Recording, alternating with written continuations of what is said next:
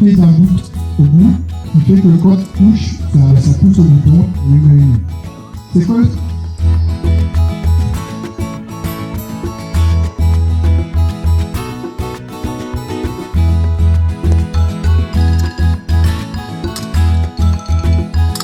Vous pouvez voir sur les masques, ils ont une bavette sous le menton. Et cette bavette, là, il y a une partie qui est métallique pour faire.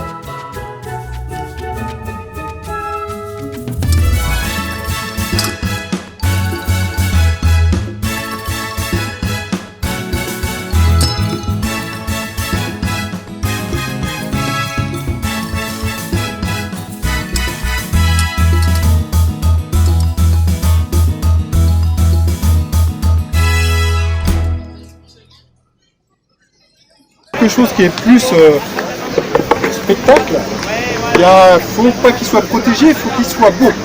Alors là on a de la chance parce qu'on a peut-être les trois plus beaux du club. Voilà, donc en fait on voit que Gaël, sa seule protection c'est sa chemise. Donc si Alexis le transperce, eh bien, on verra vraiment belle tache de sang.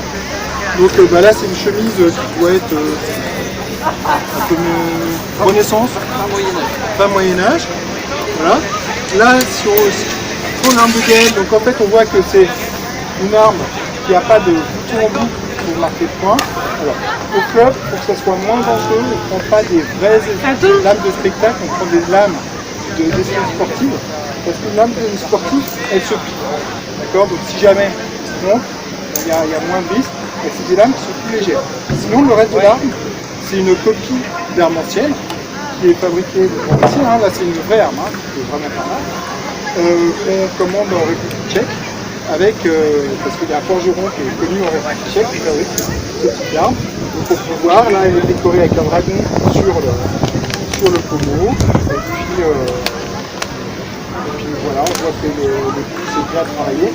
Là, c'est vraiment une arme pour être belle et agréable à porter, et très bien équilibrée. Alors que je ne vais pas montrer mes épées tout à l'heure, une poignée spécifique qui permet d'aller plus vite pour aller toucher l'adversaire. Donc on voit que Alexis Ophélie, c'est la même chose, c'est le même principe.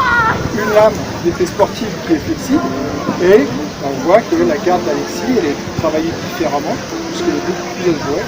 Il faut dire qu'en sportif on ne peut pas avoir quelque chose de comme ça puisqu'on doit se faire toucher à l'intérieur de la coquille. Et Ophélie, c'est la même arme sans la confondre. Oui.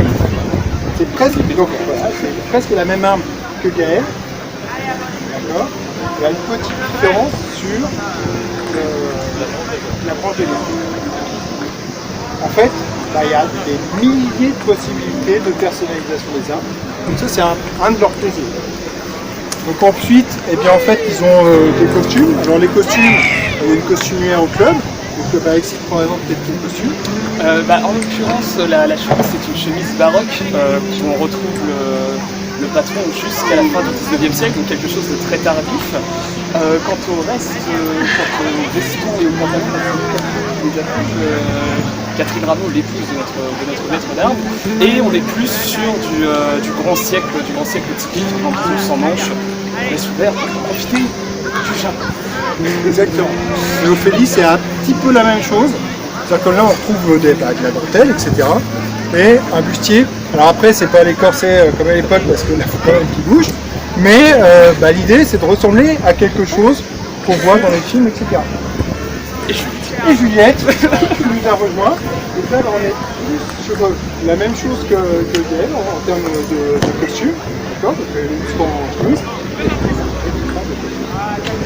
Elle ne pouvait pas respirer. Donc voilà. Donc là, on voit un tableau de mousquetaire. D'accord? Donc une partie de l'activité, c'est aussi de créer des costumes en plus de créer les combats. Donc ça, c'est quelque chose qui leur fait très plaisir de concevoir tout leur spectacle, que ce soit les armes, les passes d'armes, et toute la partie coutumière, c'est quelque chose qui est très important pour le club, parce que c'est ça qui fait qu'on a l'impression qu'on est dans un espace. Conseil de venir les voir quand ils seront au palais de justice, parce que là, du coup, ils auront les costumes, ils auront les belles armes, et ils auront le goût.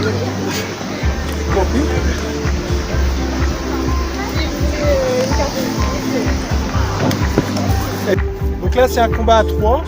La plupart du temps, c'est des combats à 2. Mais des fois, ils mettent en place des combats à 4, à 5. Voilà, c'est ouvert, on peut changer de partenaire. C'est vraiment une collaboration qui est intéressante. Pour préparer une chorégraphie comme ça, ils mettent à peu près une année, parce qu'il faut s'entraîner, il faut se mettre d'accord. Donc il y a toute une partie de préparation. Puis après, il y a toute une partie avec le maître d'armes où il peaufine chaque passe d'armes pour qu'elle soit jolie et qu'elle soit pas risquée.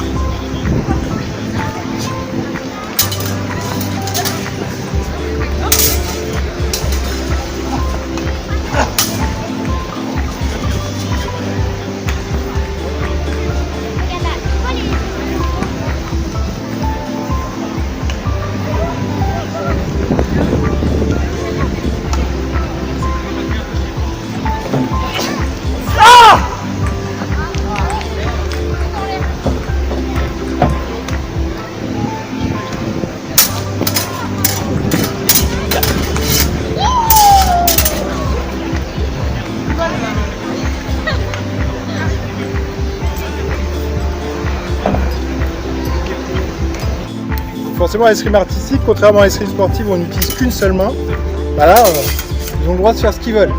Donc ils peuvent utiliser leurs deux mains, soit avec deux rapières comme fait Alexis ici, soit avec une rapière et ce qu'on appelle une main gauche, c'est une sorte de poignard qui permet de parer. Bravo.